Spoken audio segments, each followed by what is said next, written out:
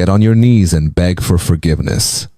Laya, the venomous command, echoed through the opulent room, slicing through the hum of wedding preparations in the heart of Savannah's grandeur, where jasmine scented breezes mask bitter truths. A single act of defiance is about to unravel a day meant for celebration. What happens when one woman refuses to bow to cruelty and a lavish ceremony teeters on the edge of chaos? Will pride clash with prejudice?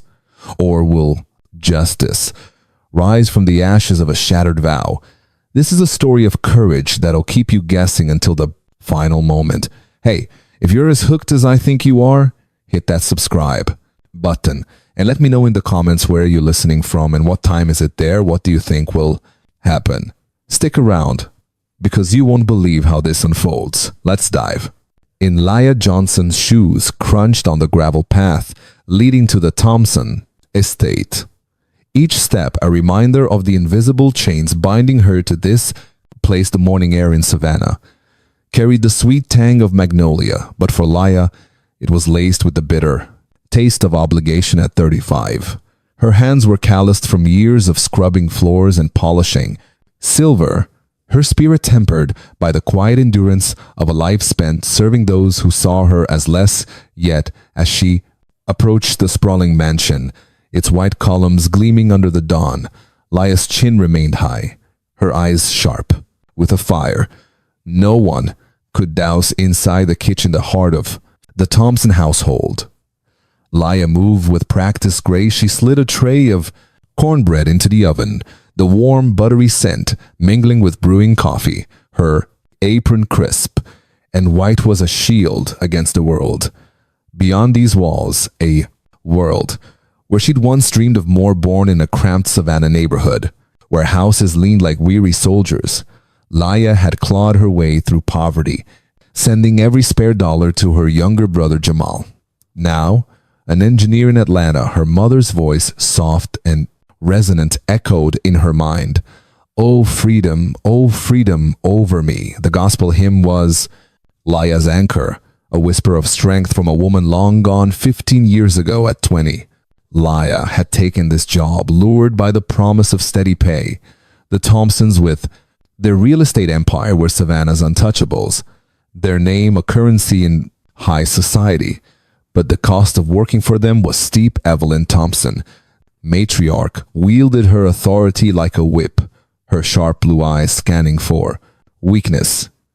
"Hurry up, Laya," she'd hiss, her voice dripping with disdain, as if Laya's blackness were a stain on her pristine domain. Emily, Evelyn's daughter, had grown from a quiet child into a mirror of her mother, her commands laced with the same cold superiority. Today, the estate hummed with a different pulse. Emily's wedding was tomorrow, a spectacle set to dazzle 200 guests with its opulence. Laya glanced at the checklist pinned to the corkboard arranged linens, polished vases, coordinate with caterers. Her fingers traced the paper, her mind already mapping the chaos of the day ahead. The thought of it tightened her chest, not because of the work. She thrived on precision, but because of the Thompsons. Evelyn would be watching, ready to pounce on any flaw, and Emily the bride would be no kinder shadow. As Laya carried a stack of napkins to the dining hall, she passed a window framing. The lawn workers were erecting white tents, their laughter mingling with the faint strains of a jazz trumpet, testing notes for tomorrow's band. The scene was almost beautiful, a southern dream woven from silk and sunlight, but Laya knew better. Beneath the glamour lay a truth. As old as Savannah itself, power here came with a price, and people like her paid it. She'd heard Evelyn's slight sharpen this week, muttering about keeping things proper for the guests, a coded jab at the blackstaff who made this wedding possible. "La," a voice snapped, yanking her from her thoughts. Evelyn stood in the doorway, her silver hair pulled tight, lips a thin line. "Those napkins should have been folded an hour ago." "Do you want to ruin Emily's day?" Laya's jaw tightened, but her voice stayed steady. "They're done, ma'am. I'm setting them out now." Evelyn's eyes narrowed, searching for a crack. "See that you do," she said. Turning away her heels, clicking like a warning shot, Laya arranged the napkins. Each fold a small act of perfection. She'd learned long ago to swallow the insults to let them fuel her resolve, but today something felt different. A premonition like a storm gathering on the horizon. Her mother's words surfaced. "Again, don't let them break your spirit." Laya, she'd stayed for Jamal, for the bills, for the hope of a better tomorrow. But how much longer could she bend without breaking? As she returned to the kitchen, the vases next on her list, Laya passed. A young maid, Clara, who whispered, "They're all wound up today, Miss Laya, watch yourself." Laya nodded her smile. Masking a flicker of unease, Clara, barely 20, had the same weary eyes Laya had at that age, caught in the Thompsons' orbit. The jazz outside grew louder, its notes weaving through the air. But to Laya, it sounded less like celebration and more like a dirge tomorrow. The wedding would bring the Thompsons' world into sharp relief, and Laya would be at its heart. Balancing duty with the ember of defiance burning within her, she paused by the sink, her reflection faint in the polished steel. Laya saw not just a maid, but a woman who'd survived, who'd carried her family, who'd never forgotten who she was. The gospel hummed in her soul, a quiet vow. "And before I'd be a slave, I'll be buried in my grave tomorrow." She'd face the Thompsons, their guests and their rules. And something told her it wouldn't be like any other day. Yela's hands trembled slightly as she polished a crystal vase, its facets catching the morning light streaming through the dining hall's tall the windows. The jazz from the lawn had faded, replaced by the clatter of workers hauling chairs across the grass, their voices. A low hum beneath the Thompson estate's polished silence. Laya's encounter with Evelyn earlier had left a bruise on her spirit, but she pushed it down her fingers, moving with the precision of someone who'd learned to bury herd beneath duty. The wedding was tomorrow, and every task on her list felt like a tightrope walk over a pit of Evelyn's scorn. She set the vase on a lace runner, stepping back to check its alignment. Perfect, but perfection wasn't enough for the Thompsons, Laya knew. Evelyn would sweep through soon, her hawkish gaze hunting for flaws to pin on her. The thought made her stomach twist, but she straightened, smoothing her apron. "Keep your head up, Laya." "Seize her." Mother's voice whispered a gospel echo that steadied her pulse. She wouldn't let them see her falter. "Lila." Emily's voice cut through the air sharp as a blade. The bride-to-be stood in the doorway, her silk robe trailing like a royal train to wait. Emily had her mother's angular beauty, high cheekbones, pale skin, but her eyes held a restless cruelty, as if she'd been taught to wield power before kindness. "These flowers are wrong," she said, pointing to a bouquet of peas on a side table. I said, "White, not cream, fix it." Laya crossed the room, her steps measured, their white pace. "Miss Emily, as you requested," she said, voice calm but firm. She tilted the bouquet, letting the light reveal their snowy petals. Emily's lips pursed, her gaze flicking over Laya like she was inspecting a servant's worth. "They look cream to me," she snapped. "Do it again. And don't waste my time. I'm the bride, not you." The words stung, but Laya nodded. "I'll double check with the florist, ma'am." She turned to leave. Emily added, "And hurry. Mother's already upset about your slowness today." Laya's fingers tightened around the bouquet, but she kept her face neutral, escaping to the hallway before the heat in her chest could spill into words. Slowness. She'd been up since dawn, her hands never idle. But to Emily, she was just a shadow expected to move without being seen in. The service corridor, Laya leaned against the wall, the cool plaster grounding her. She thought of Jamal, her brother, who'd called last night to check on her. "You don't have to stay there." "Laya," he'd said, "come to Atlanta, start over." But starting over meant risking the stability she'd fought for, the paycheck that kept her afloat. She closed her eyes, humming her mother's gospel softly. And before I'd be a slave, the melody was a lifeline pulling her back from the edge of despair. Clara, the young maid, appeared carrying a tray of silverware, Miss Laya, okay? She whispered, her brown eyes wide with concern. Laya forced a smile, just catching my breath. Clara, how's the kitchen holding up? Clara glanced over her shoulder, lowering her voice. Mrs. Thompson's been yelling at. Everyone says we're not up to standard for her guests. I heard her tell Miss Emily to keep an eye on us, especially. You, Laya's smile faded. Especially her, of course. Evelyn's prejudice wasn't new, but the wedding had sharpened it. Turning every glance into a judgment, Laya patted Clara's arm. Keep your head down, and we'll get through this. Clara nodded, but her eyes mirrored Laya's own unease. They were both trapped in the Thompsons' world, where a single misstep could cost everything back in the dining hall. Laya replaced the peas, though she knew they'd been right all along. As she worked, Evelyn swept in her perfume, heavy with jasmine. Leela, the caterers, say, the bare cornbread isn't ready. What have you been doing? Her tone was accusatory, as if Laya could conjure golden loaves from thin air. I checked an hour ago, ma'am, Laya replied. They're baking now on schedule. Evelyn's eyes narrowed. They'd better be. This wedding is Emily's moment, and I won't have it ruined by incompetence. Laya held her gaze, her voice steady. It won't be, ma'am. Evelyn huffed, turning away, but not before muttering. Make sure it isn't, or you'll regret it. The threat hung like a storm cloud, and Laya felt its weight settle over her.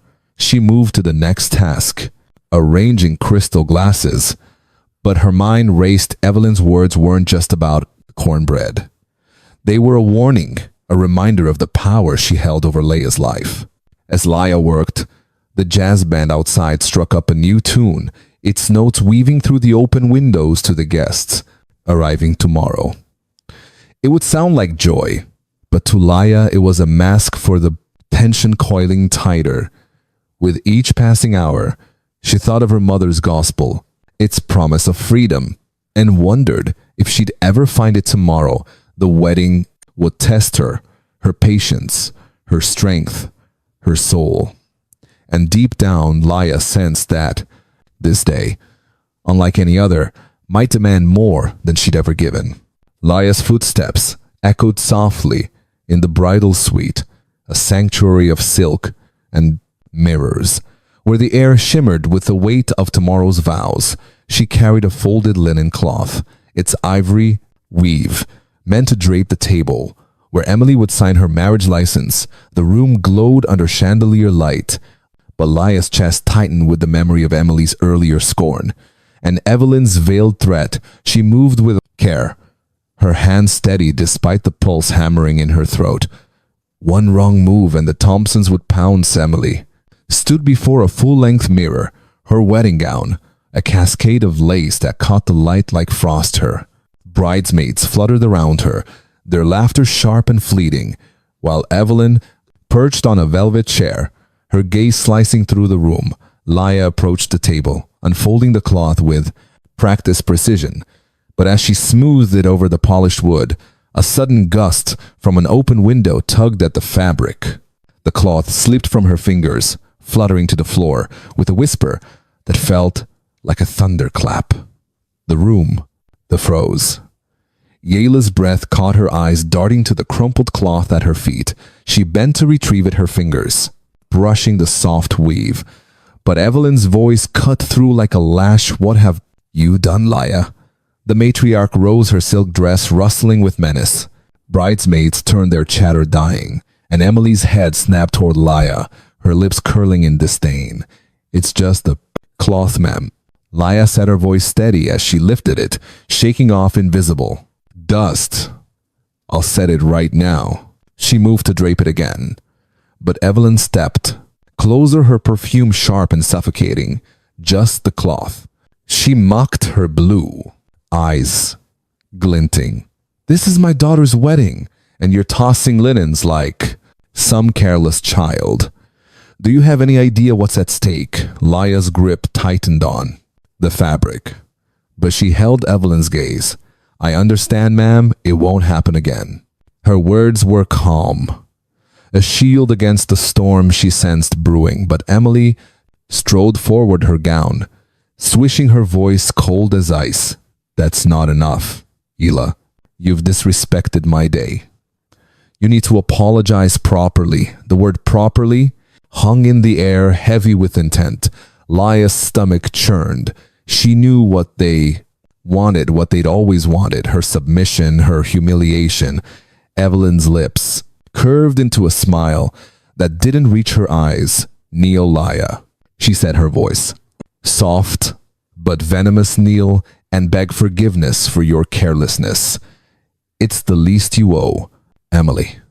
The bridesmaids gasped, a few exchanging glances, but none spoke. Emily crossed her arms, her eyes daring Laya to defy. "Do it," she said. "Show, your place." The words were a slap, each syllable dripping with the prejudice Laya had endured for years. Her mind flashed to her mother, to the gospel hymn that had carried her through countless nights. "And before I'd be a slave, I'll be buried in my grave." She wouldn't kneel. Not for this, not for them. Laya straightened the cloth still in her hands, her voice measured but firm. "If I caused any trouble with the cloth, I'm sorry, and I'll fix it. Right now, I don't need to kneel to apologize." The words were her lifeline, have a way to keep her dignity without igniting a fire she couldn't control. She held the cloth out, ready to resume her task. But Evelyn's laugh was sharp, cutting through the silence. "Sorry without kneeling," Evelyn said, stepping so close that Laya could see the lines etched around her mouth. "You think you're above us, don't you?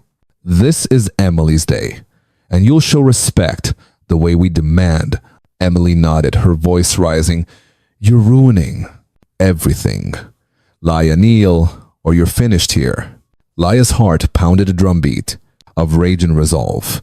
She thought of Jamal, of the paycheck she needed, of the years. She'd swallowed their insults, but this was different. Kneeling wasn't about the cloth. It was about power, about reducing her to less than human her. Mother's voice sang in her soul, a gospel call to stand tall. She couldn't bend not. Now the room seemed to shrink, the chandelier's light casting long shadows. Laya's eyes locked with Evelyn's. Then Emily's, her silence louder than any shout. The bridesmaids shifted, one biting her lip, another looking away. Outside, the jazz band played on its notes, drifting through the window. But to Laya, they were a distant pulse, drowned by the blood rushing in her ears. She stood there, the cloth, a symbol of a line she wouldn't cross, knowing her next words could shatter everything. "I've apologized," Laya said, her voice low but unyielding. "That's enough." Evelyn's face flushed, a storm breaking over her features, and Emily's eyes widened in disbelief. The moment stretched, taut as a wire, and Laya braced for what would come next. Her spirit light with a fire she'd kept hidden for too long.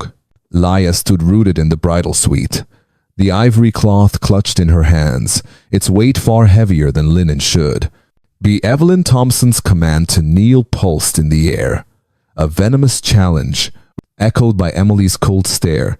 The chandelier's light cast jagged shadows across the room, and the bridesmaids' hushed breaths were the only sound, saved for the distant jazz notes slipping through the window. Laya's heart thundered, but her voice had been clear. She'd apologized for the fallen cloth without kneeling. Now the silence stretched like a taut wire, and she braced for the storm. Evelyn's face contorted, her flush deepening to a furious crimson. "You dare defy me," she hissed, stepping closer, her jasmine perfume sharp enough to choke in my house on my daughter's wedding day. "You think you can stand there and dictate terms?" Her finger jabbed toward Laya, trembling with brood on Neil, or "You're out of here forever." Emily, her lace gown shimmering like a cruel mirage, stepped beside her mother, her voice slicing through the tension. "You're ruining my day, Laya. Do you think you're special, Neil? And beg forgiveness. Or I'll make sure you never work in Savannah again." The bridesmaids shifted, one clutching her pearls, another staring at the floor. Their silence, a coward's agreement. Laya's eyes flicked to them, then back to Emily, seeing not just a bride, but the echo of every slight she'd endured for 15 years. Her mind raced, pulling her to the edge of memory. Her mother's gospel hymn rose unbidden, "And before I'd be a slave, I'll be buried in my grave." She thought of Jamal safe in Atlanta, of the paycheck she needed, of the quiet compromises that had kept her here. But this wasn't about a cloth. It was about breaking her, stripping her dignity because of her skin. Laya's fingers tightened on the linen, her resolve hardening like steel. "I've said I'm sorry," she repeated, her voice low but unshakable. Each word a brick in the wall she was building. "If the cloth caused trouble, I'll fix it now, standing right here. I don't need to kneel to prove. I mean it." She held the cloth out, a gesture of sincerity, her eyes locked on Evelyn's, daring her to see the woman, not the servant. For a moment the room held its breath, as if her words might bridge the chasm between them. But Evelyn laughed, a sound as brittle as shattering glass. "Prove you mean it," she mocked, her voice rising. "You're nothing but a maid, and you'll do as you're told." She snatched the cloth from Laya's hands, tossing it to the floor like trash. "Kneel, or I'll have you thrown out." Emily's eyes blazed, her voice venomous. "You're finished, Laya. No one defies us," and walks away. Laya's chest burned rage and sorrow. Colliding like a storm, she thought of Clara, of the other staff who'd whispered warnings of the years she'd swallowed. Their poison to survive. But survival wasn't enough. Not anymore. Her mother's voice sang louder, a gospel fire in her veins. "Oh, freedom over me," she wouldn't kneel. Not for a cloth. Not for their hatred. Not for anything. "I'm a housekeeper, Laya," said her voice, rising clear and defiant, cutting through the room like a blade. "Not a slave. I won't kneel to apologize for something so small, or for who I am." The words echoed, a declaration that seemed to shake the mirrors, the silk, the very air. The bridesmaids gasped, one stepping back, but Laya stood tall, her eyes never leaving Evelyn's face, twisted a mask of fury. "You're fired," she screamed, her voice cracking. "Get out of my house, you ungrateful." She stopped short, the slur unspoken, but hanging like a noose. Emily lunged forward, her gown rustling. "Go, Laya. You've ruined everything." Her words were a shriek, but Laya saw the flicker of uncertainty in her eyes. A crack in her armor. Laya turned, her movements deliberate, walked toward the door. Her hands shook, but her spine was iron. She felt the bridesmaid stares, heard Evelyn's ragged breaths, sensed Emily's impotent rage as she reached the threshold. A young server, Marcus, stood just outside, his eyes wide. Having caught every word, he nodded a silent vow, and Laya knew the spark she'd lit wouldn't die here. The jazz outside faltered, a trumpet note, souring, as if sensing the fracture within. Laya stepped into the hallway, the cool air a balm on her heated skin. She'd lost her job, her lifeline, but she'd kept something greater, herself. The gospel hummed in her soul, a promise of strength. She didn't know what came next, but she knew she'd face it. Standing behind her, Evelyn's voice roared, calling for security, but Laya kept walking, each step a rebellion, each breath of victory. Laya's footsteps echoed down the Thompson Estate Service corridor, each one a defiance of the scream still ringing from the bridal suite. Evelyn's venomous dismissal and Emily's shrieks of betrayal clung to her like smoke, but Laya's head remained high. her heart alight with the gospel fire of her mother's hymn she'd walked away from. Their demand to kneel from their attempt to break her, but the cost was heavy. Fired, cast out. She faced an uncertain future, yet as she neared the kitchen, a new sound rose. A murmur of voices, sharp and urgent, cutting through the distant jazz. Now faltering on the lawn. Marcus, the young server who'd witnessed her stand, burst from the kitchen door, his eyes blazing. Miss Laya. He called, his voice low but fierce. You ain't alone in this. Before she could respond, he pulled her toward the kitchen, where the air was thick with the scent of cornbread and fried chicken, left cooling on counters.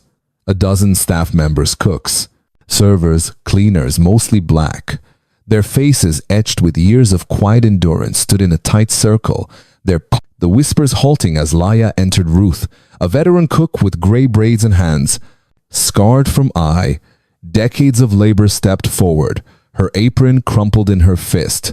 Marcus told us, she said, her voice a grally anchor. They wanted you to kneel for dropping a damn cloth after you said sorry.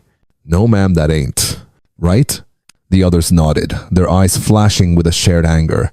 Laya recognized. The kind that had simmered too long, waiting for a spark. They've treated us like dirt for years, Marcus added, his voice rising. Calling us names, working us to the bone, acting like we're less. But what you did, Miss Laya, you showed them we're not their dogs. A server, Clara, her young face tight with resolve, spoke up. I heard Mrs. Thompson yelling those awful things. She doesn't get to do that and expect us to keep smiling. Laya's throat tightened, her hands clenching at her sides. She hadn't meant to ignite this, hadn't asked them to stand with her, but their fury mirrored her own.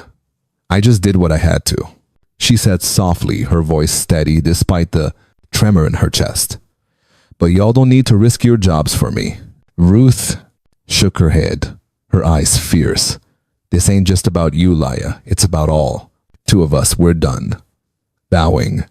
The decision came swiftly like a flame catching dry grass. We stop. Ruth declared, tossing her apron onto the counter. No food. No service. No wedding.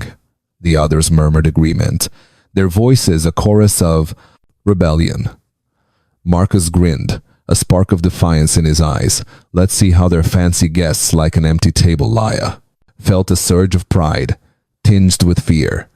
She knew the Thompsons' wrath would fall hard, but this unity, this was power she'd never felt before. Within minutes, the kitchen emptied, cooks abandoned their pots, servers left trays untouched, and cleaners dropped their mops. Laya followed them to the lawn where the white tent stood like hollow. Promises the jazz band, sensing the shift, played a sour note and stopped their instruments, falling silent guests in silk dresses and tailored suits milled, about their laughter fading as they noticed the absence of food, the unserved champagne, the tables bare of the cornbread and chicken they'd expected. Evelyn stormed from the mansion, her heels sinking into the grass, her face a mask of fury. What is this? She shouted, spotting Ruth and Marcus near a tent. Get back to work, all of you. Her voice cracked, but the staff stood firm, their silence louder than her. Rage Marcus stepped forward, his voice calm but unyielding. We ain't working for folks who treat Miss Laya like that, ma'am. You want your wedding, you do it yourself. Laya, standing at the edge of the group, felt Evelyn's glare sear into her. You, Evelyn spat, striding toward her. This is your doing, isn't it? You've poisoned them. Laya met her eyes, her mother's gospel humming in her soul. Oh, freedom. Over me?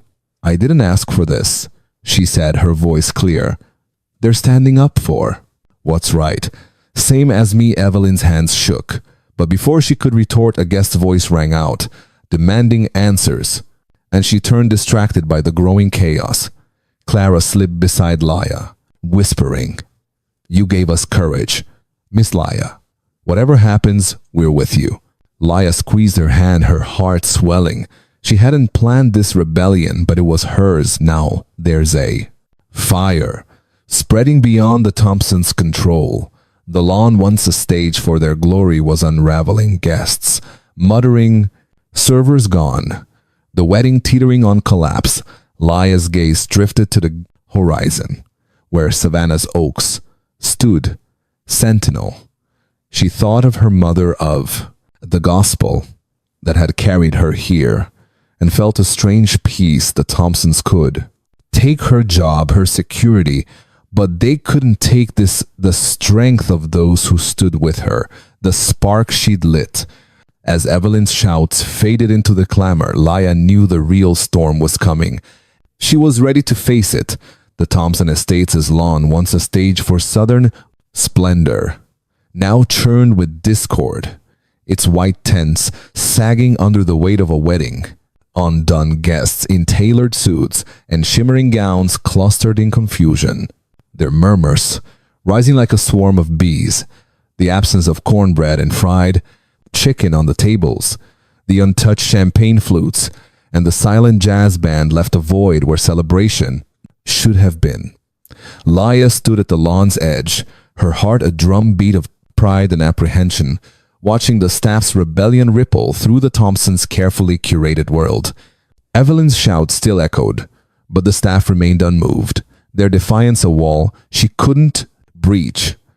Inside the mansion, David Harper, the groom, paced the foyer, his polished shoes clicking against the marble floor, his brow furrowed, his usual calm fraying, as he caught whispers of the chaos outside. A New York lawyer with a sharp mind and sharper principles David had sensed tension in the Thompsons' household, but hadn't grasped its depth until now. He cornered Marcus the server, who'd stood with Laya near a deserted buffet. "What's going on?" David asked, his voice low but urgent. "Why has everything stopped?" Marcus didn't flinch, his eyes steady. "It's Miss Laya." "Sir?" Mrs. Thompson and Miss Emily told her to kneel and beg forgiveness for dropping a cloth, she said. Sorry offered to fix it, but they wanted her on her knees like she's nothing. We ain't working for folks who do that. David's jaw tightened, his hands curling into fists. He'd heard Evelyn's sharp tongue, seen Emily's cold glances, but this was a line he hadn't imagined they'd cross. He found Emily in the bridal suite, her lace gown pulling around her like spilled moonlight. She stood by the mirror, her face pale, her hands twisting a silk ribbon. "David," she said, forcing a smile, "it's just a misunderstanding. The staff were being difficult." But David's eyes were steel. "A misunderstanding," he said, his voice rising.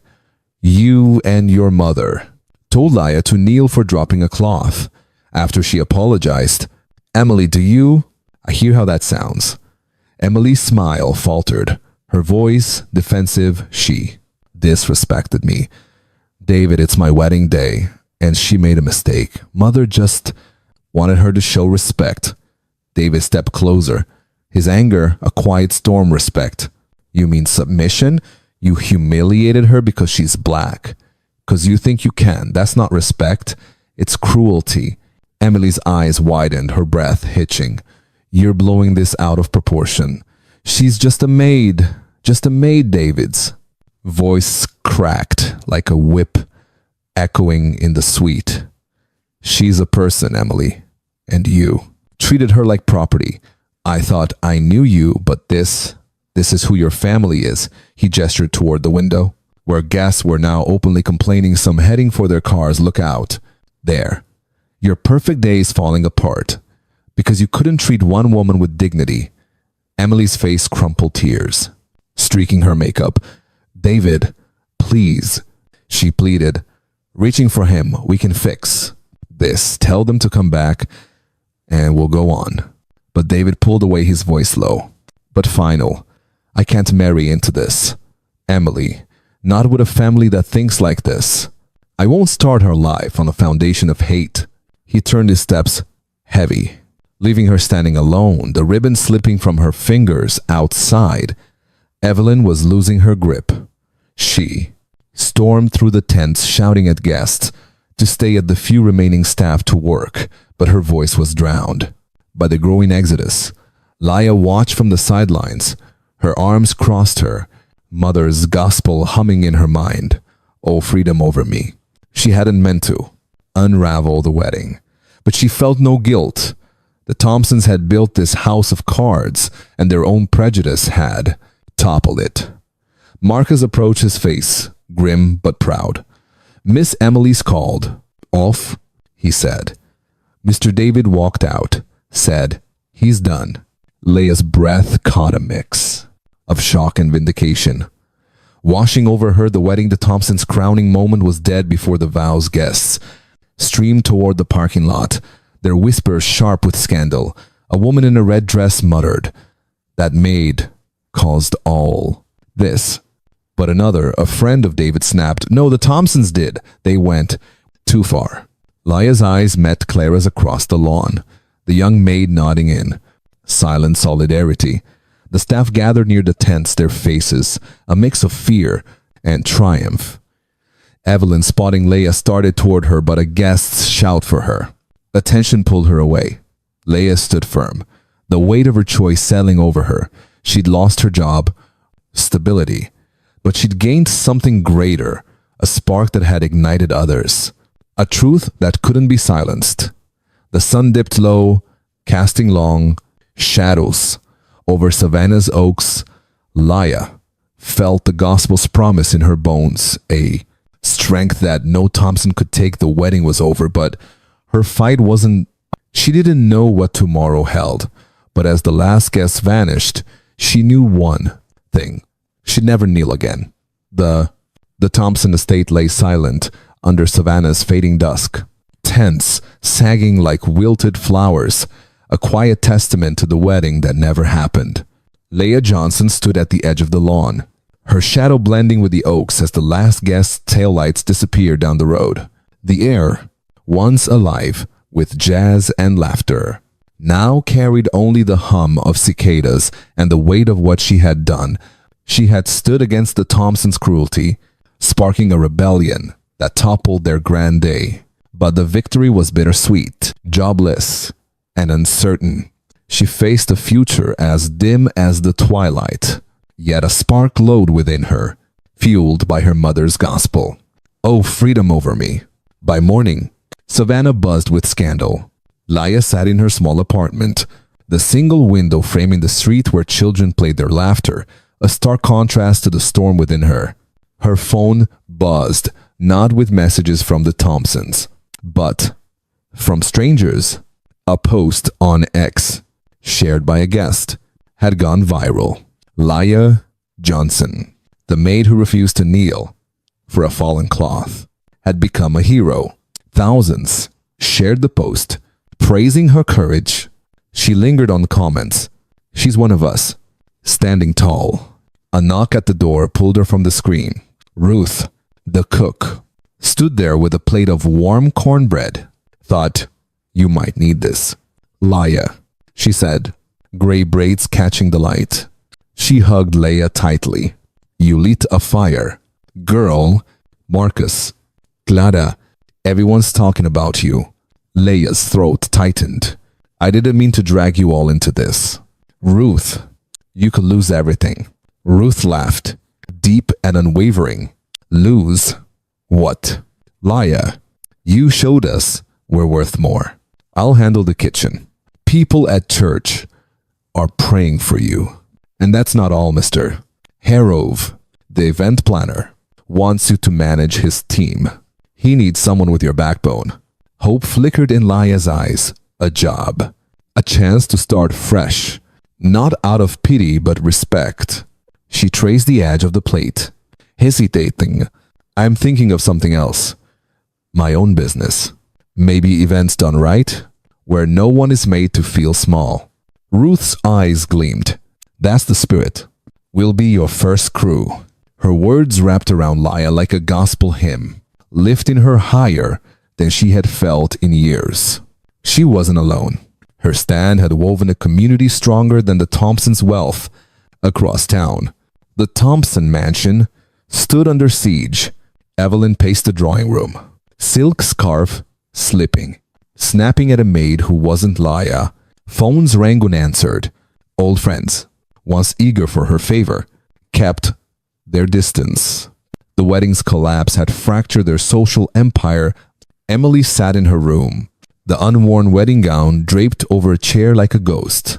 Her phone glowed with comments condemning her and her mother. She had sent a message to Laya, an apology, unsure if it would ever be answered. Evelyn stormed in, voice shrill. Stop moping. Emily, that maid ruined us. And you're sulking. Emily whispered, quiet but firm. We ruined ourselves. Laya didn't make us act that way.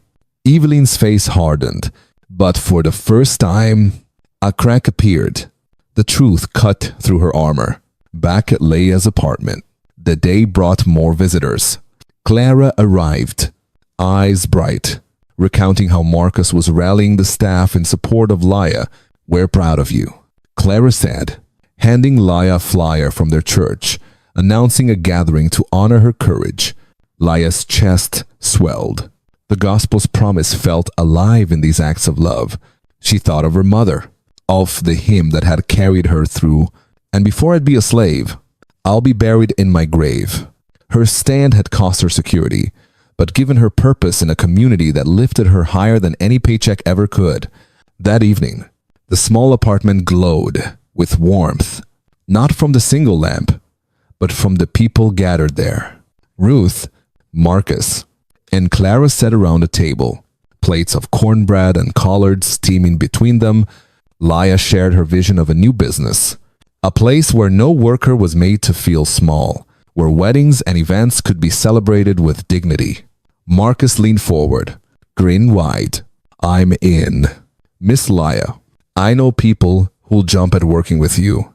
Ruth nodded, braids swaying. I'll handle the kitchen. Ain't no cornbread like mine in Savannah. Clara, young but fierce, added, I'll spread the word at church. We'll pack your first event. Laya's chest swelled. Their faith was a foundation stronger than any paycheck she had lost. Her mother's lesson had been clear. Stand up. And now, she felt her mother's presence in this circle of chosen family. A knock interrupted their planning. Pastor Ellis, from her old church, gray fedora, shading a broad smile, stood at the door. Heard you're starting something big, he said, handing her a flyer for a community fundraiser. We're backing you. The choir will sing, and the funds will help your business. Tears stung Laya's eyes. Pastor, I don't know what to say. Just keep standing, he said, patting her shoulder. That's enough. Even as she felt the warmth of community and hope, a message from Emily remained unread. I'm sorry. Laya, can we talk? Not yet. Forgiveness would come on her terms. As night fell, Laya stepped to her window. Savannah's skyline glimmered with lights, a patchwork of life and possibility. The Thompsons' world was crumbling behind her, but hers was expanding. She had lost a job, yes, but she had gained a calling, a community, and a fire that could not be extinguished. Laya Johnson was standing tall, and she knew, as the gospel hummed in her soul, she would never kneel again. A week had passed since the Thompson wedding collapsed. Savannah still buzzed with whispers, but the viral post that had made Laya Johnson famous had faded from headlines. Its impact lingered a beacon for those who had stood by her, and for anyone seeking courage to rise. Laya's heart, once heavy with the loss of her job, now thrummed with possibility. Her mother's gospel hummed in her soul. And before I'd be a slave, I'll be buried in my grave. She had stood tall, and now she was ready to soar. That evening, her small apartment glowed, not just from the single lamp, but from the people gathered around her table. Ruth, Marcus, and Clara laughed and talked, plates of steaming cornbread and collards between them. They had come to plan freedom events, Laya's vision for a business where workers were valued, where no one ever knelt, and where weddings, parties, and community events could be celebrated with dignity. Marcus leaned forward, green-white. I'm in. Miss Laya. I know people who'll jump at working with you. Ruth nodded, braids swaying. I'll handle the kitchen. Ain't no cornbread like mine in Savannah. Clara, young but fierce, added, I'll spread the word at church. We'll pack your first event. Laya's chest swelled. Their faith, their trust in her, was stronger than any paycheck she had lost. Her mother's hymn had taught her to rise, to insist on dignity. Now, she felt her mother's presence in this circle of chosen family, guiding her. A knock interrupted their planning. Pastorellis, from her old church, stood at the door, gray fedora, shading a broad smile. Heard. You're starting something big, he said, handing her a flyer for a community fundraiser. We're backing you. The choir will sing, and the funds will help your business. Tears stung Laya's eyes. Pastor, I don't know what to say. Just keep standing, he said, patting her shoulder. That's enough. Her phone buzzed with an email from David Harper, the groom who had walked away. Your courage showed me the Thompsons' true colors. I'm back in New York, starting fresh. Thank you. Laya smiled quietly, grateful for the acknowledgement. Yet Emily's message remained unread. I'm sorry. Laya, can we talk? Not yet. Forgiveness would come on her terms. When Emily proved her words meant more than remorse. Across town, the Thompson mansion stood hollowed by disgrace.